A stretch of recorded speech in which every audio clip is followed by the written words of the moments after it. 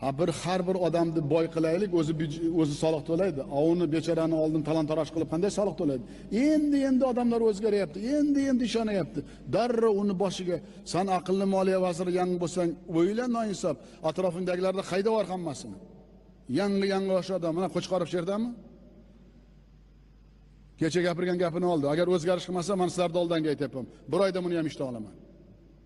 Menga bundaqa moliya kerak emas. Hammasini haydaydi moliyada o'tirgandagi. Bitta Astrogorskiy degan noinsof haydaganman, uni hidi kelib turibdi menga. Tashqaridan turib biriktalar hali ishlayapti. Menga undaqa moliya, bunga vatanni sevgan, o'zbek millatini, o'zbek davlatini, o'zbekda yashagan har bir fuqaroni ertangi kunga befarq bo'lmagan moliyani boshqa kerak menga. Men ertagida e'lon qilmasa bilaman. Xudoga shukr, men 10 yil bosh vazir bo'lib, kabinetda qarovlab o'tirganim yo'q.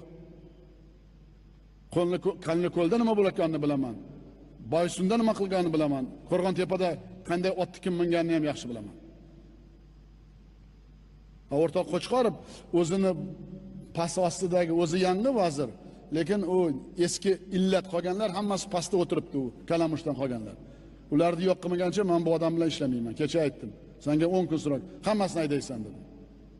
Birrontasi qolmash kerak. Yoshgina tajriba kerak emas. Mana shu millat sevgan odam kerak. Qat'iy nazar qaysi millatdan bo'lishdan. Mamlakatni sevgan odam kerak.